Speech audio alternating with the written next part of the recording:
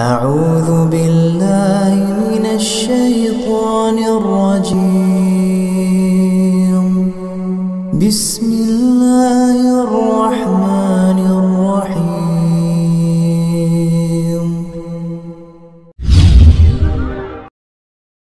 Assalamualaikum warahmatullahi wabarakatuh.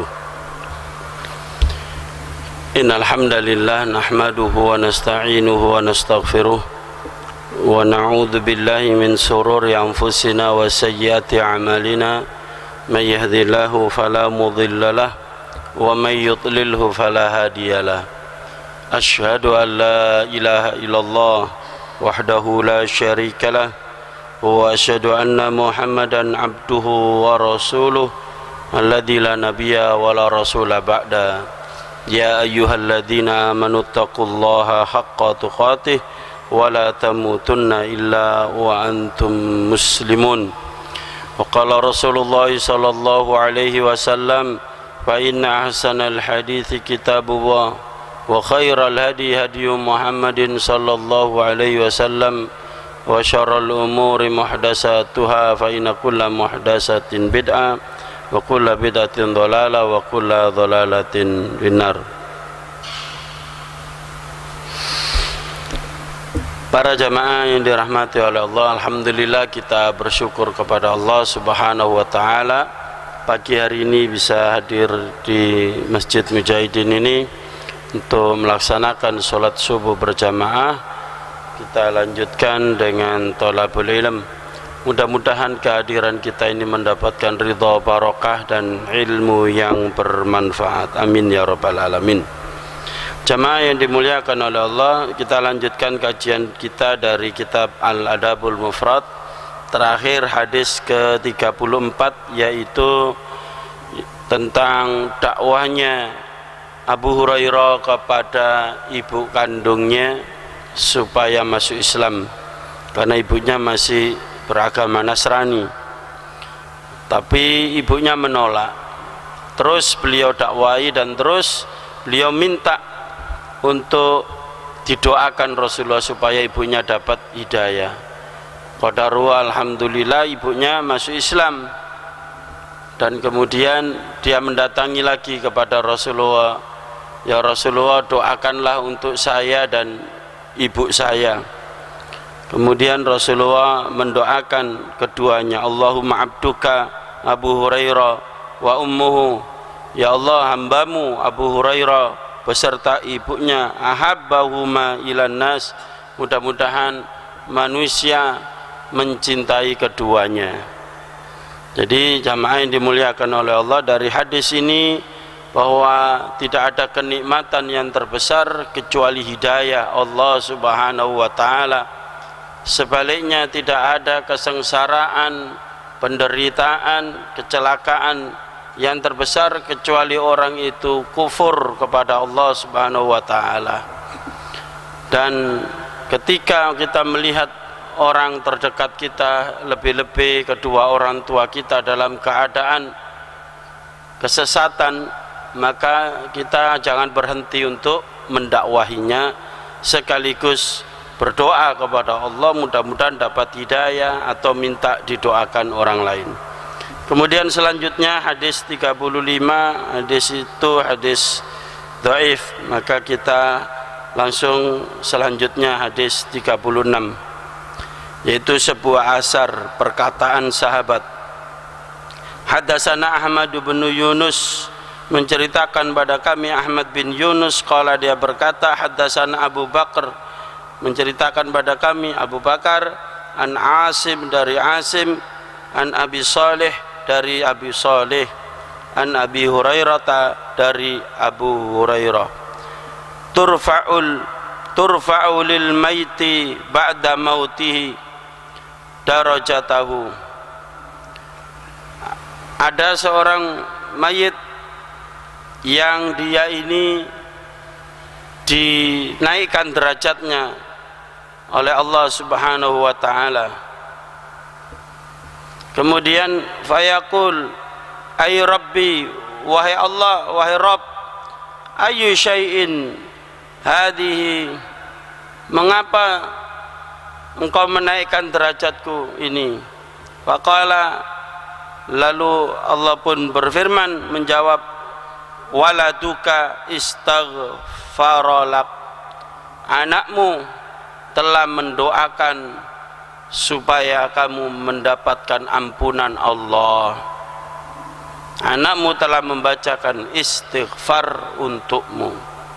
Para jamaah yang dirahmati oleh Allah, dari perkataan Abu Hurairah ini bahwa amalan orang hidup berpengaruh kepada kondisi mayit atau orang yang ada di alam barzah, ya, atau dengan kata lain, amalan seorang anak yang saleh itu bisa berpengaruh positif kepada orang tua yang saleh di alam barzah.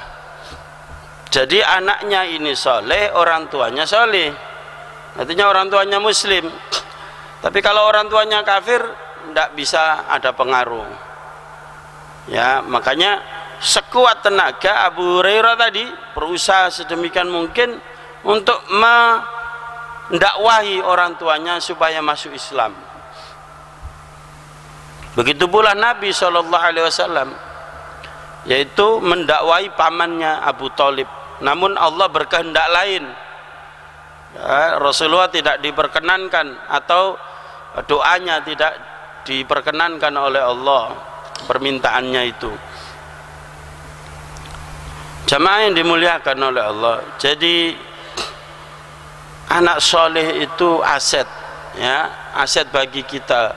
Apapun yang kita keluarkan untuk mendidik, membiayai, semua itu adalah celengan kita sebenarnya, tabungan kita yang akan kita raih, kita panen di dunia sampai kita mati pun, sampai kiamat, sampai di surga nanti, di akhirat maksudnya. Itu bisa menjadi syafaat kita, bisa menjadi penolong kita dari amal-amal anak yang soleh itu.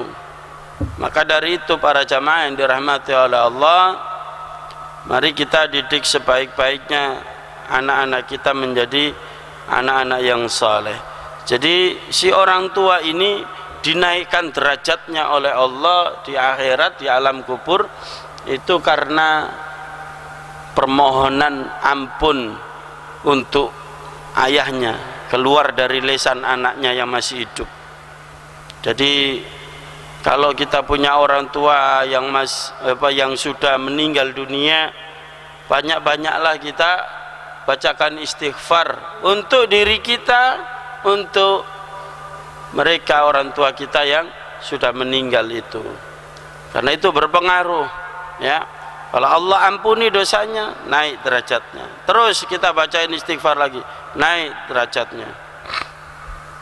Kemudian hadis ke-37, Haddatsana Musa, menceritakan pada kami Musa, qala haddatsana Salam ibnu Abi Muti', dia berkata menceritakan pada kami Salam bin Abu Muti', an Ghalib, dari Ghalib, qala dia berkata, qala Muhammad bin Sirin, berkata Muhammad bin Sirin, kana inda Abi Hurairah lailatan, kami pernah berada di rumah Abu Hurairah, ya, di suatu malam kami pernah berada nginep di rumahnya Abu Hurairah. Faqala, lalu Abu Hurairah ketika malam-malam itu, ya, ini sholat tahajud berarti, dia berdoa kepada Allah, Allahumma ighfir li Abi Hurairah, ya Allah ampunilah Abu Hurairah ini, wali ummi, dan kepada ibuku, wali man istaghfara lahuma, dan kepada siapa saja yang memohonkan ampun kepada Abu Hurairah dan ibunya ini. Jadi ini doanya Abu Hurairah, ya Allah ampunilah aku Abu Hurairah, ampunilah dosa-dosa ibuku, dan ampunilah siapa saja yang berdoa supaya dosaku dan dosa ibuku diampuni. Begitu isi doanya. Qala Muhammad, berkata Muhammad ibnu Sirin, fanahnu nastaghfiru lahuma. Lalu kemudian kami pun membacakan istighfar untuk keduanya. Kami pun ikut-ikutan berdoa. Berdoa isi doanya, ya Allah ampunilah dosa Abu Hurairah dan dosa ibunya. Hatta nadkhula fi da'wati Abi Hurairah. Sehingga kita semua termasuk masuk di dalam doanya Abu Hurairah, yaitu supaya diampuni oleh Allah. Jadi ini saling mendoakan para jamaah. Intinya saling mendoakan. Jadi pertama dari hadis ini bisa kita ambil kesimpulan bahwa selesai sholat atau ya ketika kita bermunajat kepada Allah, jangan lupakan doakan supaya kita diampuni oleh Allah, supaya orang tua kita diampuni oleh Allah, supaya saudara muslim kita yang lain diampuni oleh Allah. Nah, kemudian yang kedua adalah sering-seringlah mendoakan orang lain. Ya, artinya saling mendoakan, mendoakan supaya Allah diampuni. Dan itu sudah sering kita praktekkan insyaallah ya. Minta supaya Allah mengampuni dosa kita, dosa orang-orang beriman, baik yang hidup maupun yang sudah wafat ya. Kemudian selanjutnya hadis ke-38. Haddatsana Abu Rabi' menceritakan pada kami Abu Rabi' qala dia berkata haddatsana Ismail menceritakan pada kami Ismail bin Ja'far qala dia berkata akhbarana Ala menghabarkan pada kami Al-Ala an abihi dari ayahnya an Abi Hurairah dari Abu Hurairah anna Rasulullah sallallahu alaihi wasallam qala bahwasannya Rasulullah sallallahu alaihi wasallam bersabda, idza matal abdu, apabila ada seorang hamba yang meninggal, atau apabila manusia ini, hamba Allah meninggal, in qata'a anhu amaluhu, maka terputus darinya semua amalnya. Jadi dia sudah mati nih, manusia sudah mati, baik muslim maupun kafir. Kalau sudah mati ya tidak bisa beramal, tidak bisa beramal, tidak bisa kerja lagi, ada lockdown atau tidak ada lockdown, ada corona nggak ada corona, kalau sudah mati itu tidak bisa beramal. Maka hati-hati, jangan kemudian ada kayak begini virus corona ya kan, kemudian kita tidak beramal. Justru yang seperti ini harus kita gunakan kesempatan untuk mendekatkan diri kepada Allah. Kan ibaratnya mati sudah di ambang pintu kan gitu. Itu yang ketakutannya kan seperti itu, Pak. Ya kan? Apa yang ditakutkan? Takutnya mati kan? Nah, kalau sudah takut mati seperti itu, ya ditakut-takuti oleh Allah dengan neraka tidak mempan, ya kan? Melalui lisannya dai-dai, ustadz, kiai, ditakut-takuti dengan apa, gempa, sudah ada kenyataannya, tidak mempan. Ditakuti dengan corona, ya itu ternyata dahsyat pengaruhnya. Tidak berani pergi ke masjid, tidak berani salaman, tidak berani baca Quran, ya, tidak berani, bukan tidak berani baca Quran, apa? Tidak berani datang mengkaji Al-Quran. Ya, itu kalau sudah seperti itu, maka harusnya mendekatkan diri kepada Allah dengan banyak amal saleh. Ya, kemudian terputuskan amalnya, sudah tidak bisa beramal. Termasuk di dalamnya ini mengandung pengertian bahwa dia sudah tidak bisa lagi berkesempatan untuk memperoleh pahala, mengumpulkan pahala dari amal solehnya, karena sudah nggak bisa sholat, nggak bisa baca Quran, nggak bisa sodako, wong sudah mati. Ya kan, yang biasanya sholat jamaah di Mujahidin karena sudah mati, mana Pak Fulan? Oh, sudah di Baratu, nggak bisa lagi sholat jamaah, ya kan? Nah ini maksud hadis Nabi ini, nggak bisa mengumpulkan pahala lagi sudah, karena sudah meninggal. Begitu pula tidak bisa menambah dosa karena sudah mati. In qata'a anhu amaluh illa min salasin, kecuali ada 3 jalan dia masih berpotensi mendapatkan pahala dari amalnya dulu sebelum mati. Jadi celengannya sebelum mati itu ngalir terus ya pekerjaannya itu. Yang pertama sodakotin jariyatin, yaitu sodakoh jariyah. Sodakoh itu banyak bentuknya. Kita kerja hasil halal, ya, hasil halal kita, kemudian kita pakai uang itu, kita beli makanan, kita makan, itu nilainya sodako, tetapi bukan jariyah. Paham ini Pak? Ada pahalanya. Kita belikan makanan halal, kita makan sendiri, itu ada pahala sodako.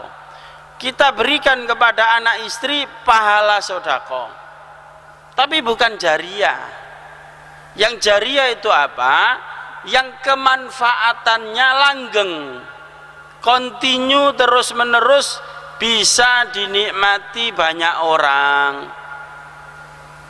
Ya, misalnya ikut andil bangun masjid semampunya, tidak mesti masjid satu dia sendiri yang biayai, tapi memang ada orang yang berharta seperti itu, dia siapkan tanahnya, dia bangun itu masjid sendirian. Nah, pakai melibatkan orang lain dengan dananya sendiri. Nah, kalau kita tidak mampu, ya urunlah, urun semen, urun pasir, dan lain sebagainya. Begitu pula pondok pesantren misalnya, kita sumbang pondok pesantren semampu kita, atau kita sediain tanahnya, atau kita bangunkan di tanahnya sudah ada, kita ikut andil bangun. Itu jadi jariyah selama itu berfungsi, selama masjidnya dipakai untuk sholat, selama pesantren itu masih berjalan terus. Nah, kita dapat jariyah meskipun kita sudah meninggal dunia. Atau yang tidak ada kaitannya dengan agama, dengan Islam, untuk umum. Misalnya apa? Bikin sumur, ya, bikin sumur di satu desa, satu daerah yang sulit air. Kita datangkan mesin bor, kita datangkan tukang untuk ngebor itu sampai berapa ratus meter keluar air, kemudian disedot pakai pompa, disalurkan lewat pipa-pipa ke rumah-rumah penduduk sekitar. Nah, itu berjalan terus sampai kita meninggal, berpuluh tahun, beratus tahun, pahalanya mengalir untuk kita karena ada maslahat untuk umat manusia. Nah, begitu para jamaah. Jadi itu namanya sedekah jariyah. Yang kedua, au ilmin yuntafa'u bihi, ilmu yang bermanfaat, terutama ilmu din, ilmu agama, ya, ilmu agama. Dan juga tidak menutup kemungkinan juga ilmu-ilmu cara mencari dunia, asalkan yang bermanfaat yang itu. Nah, ilmu agama ini misalnya kita ngajari anak kita yang masih kecil belum ngerti apa-apa, kita ajari baca Quran sampai bisa, ya, dari cara membacanya, tajwidnya, kemudian sampai dia mahir, sampai hafalan Al-Fatihahnya, terus dia pakai itu sampai dewasa. Kemudian dia nanti jadi guru misalnya, ngajari murid-muridnya. Pelajaran yang kita berikan pertama kali itu terus akan dipakai turun temurun, ya seperti pohon MLM itu terus berkembang. Itu ilmu yang bermanfaat para jamaah. Jadi ilmu itu kalau kita ajarkan, kita tularkan, tidak berkurang, bertambah. Kalau harta beda, secara kasat mata berkurang, ya kan? Berkurang. Tapi kalau ilmu kita tularkan, apa kita langsung jadi bodoh?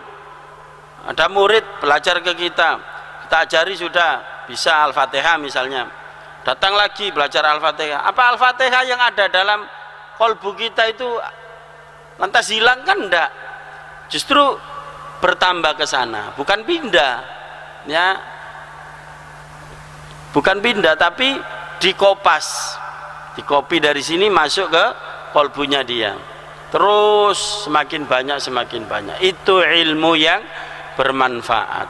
Begitu pula ketika kita ngajari skill, keterampilan, ya, untuk orang itu supaya bisa mandiri, buka usaha, cara bikin makanan, cara bikin kerajinan, atau profesi-profesi yang lainnya. Nah, kalau kita ngajari mereka keterampilan-keterampilan seperti itu, ilmu-ilmu dunia, maka kita akan dapat pahalanya, ya, bermanfaat. Itu ilmu yang bermanfaat. Jadi Masya Allah, ya, tugas guru ini tugas yang mulia, ya. Jadi, dan juga tidak mesti guru, Pak.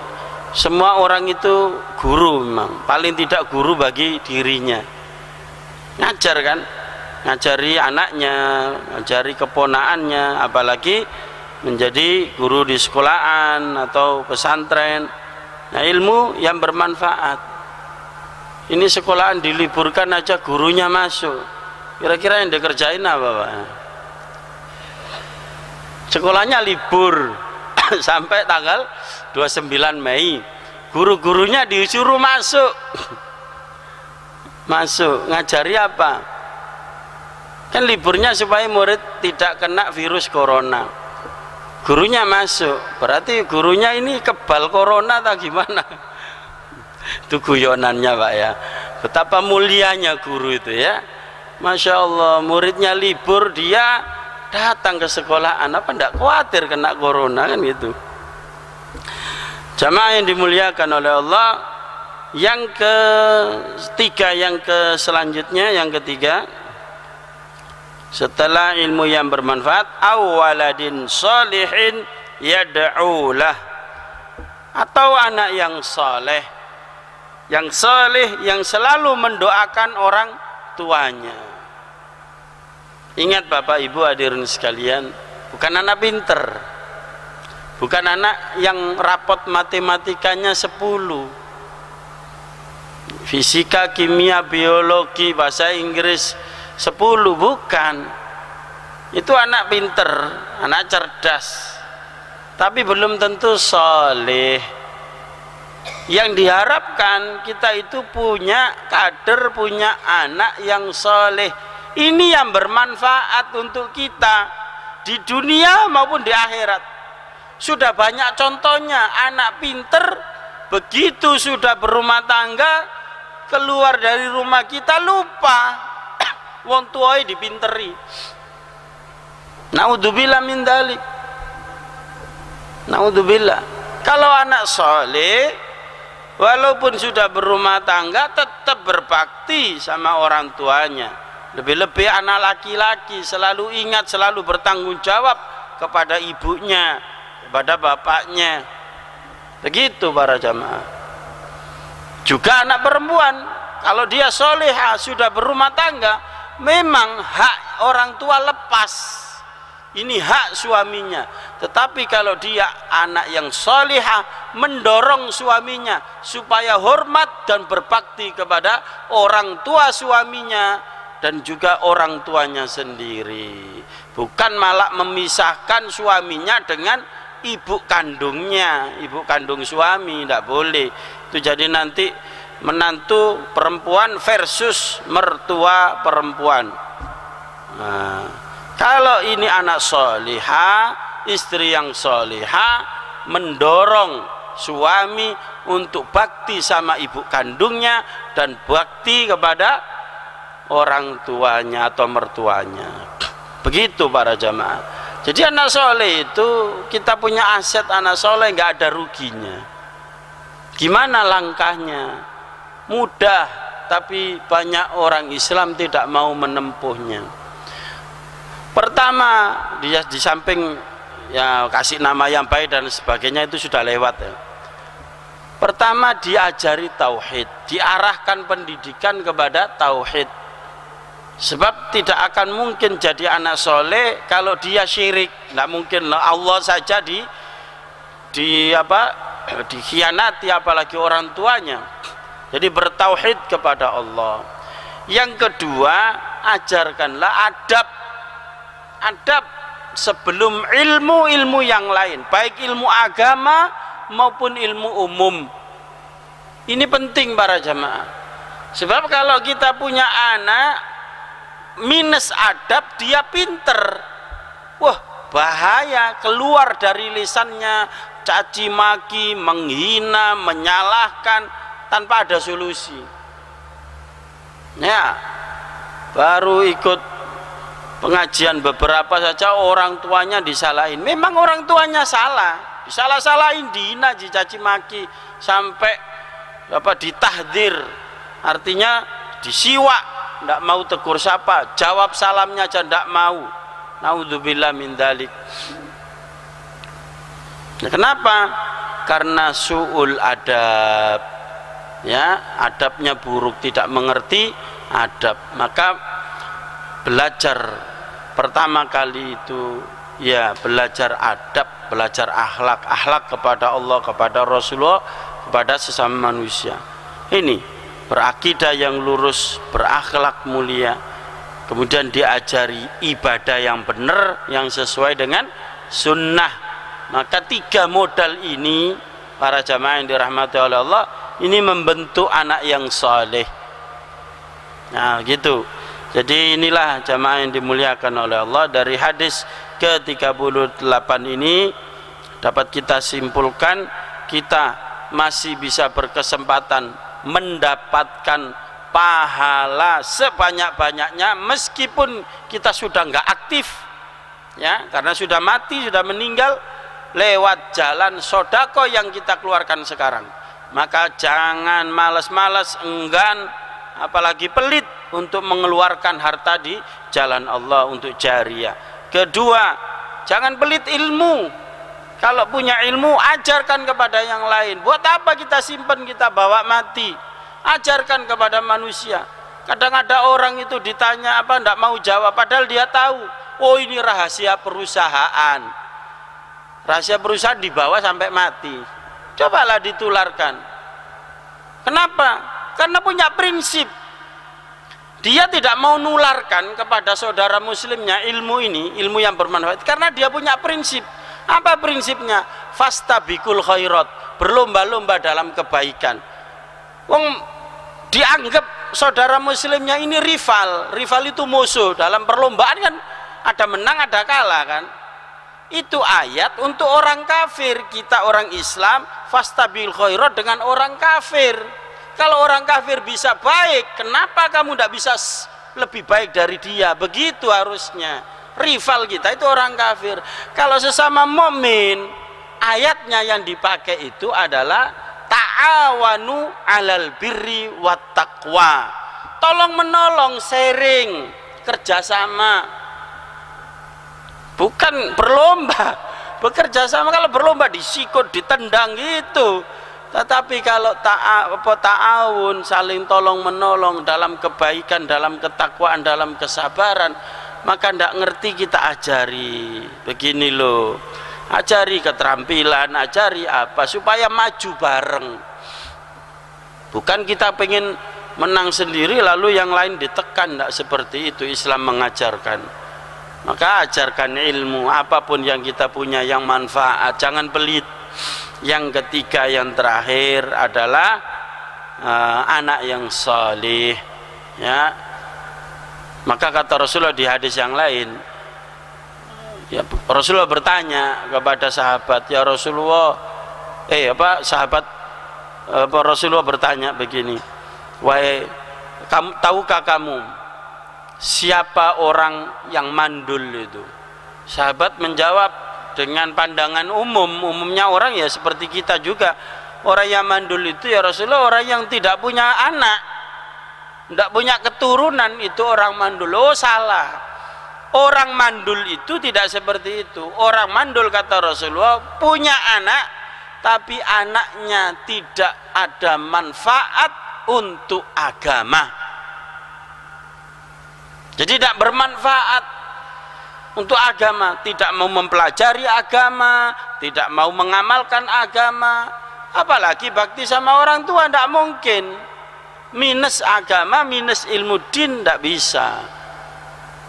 Jadi orang yang mandul itu anaknya banyak, ya bukan tidak punya anak, mungkin juga banyak anaknya, tapi tidak ada satupun yang manfaat untuk Islam. Naudzubillah min dzalik. Maka jadikan anak kita ini sebagai kader-kader dakwah. Kalau kita ini aktif pengajian, ajak anak kita. Kalau kita sholat subuh berjamaah, pulang ke rumah anak masih tidur, itu namanya kita nggak ngajak, Pak. Jadi jangan masuk surga sendirian. Nanti kita bisa gagal masuk surga gara-gara anak kita ya tidak sholat subuh berjamaah atau maksiat-maksiat yang lain kita diemin. Itulah yang disebut Rasulullah sebagai dayus itu. Dayus itu siapa? Melihat kemaksiatan di tengah keluarganya, dia diam saja, tidak amar ma'ruf nahi mungkar. Naudzubillah. Inilah jamaah yang dimuliakan oleh Allah. Mudah-mudahan pertemuan ini bermanfaat. Kurang lebihnya mohon maaf. Aku qouli hadza astaghfirullahaladzim li walakum. Subhanakallahumma wa bihamdika asyhadu an la ilaha illa anta astaghfiruka wa atubu ilaik. Assalamualaikum warahmatullahi wabarakatuh.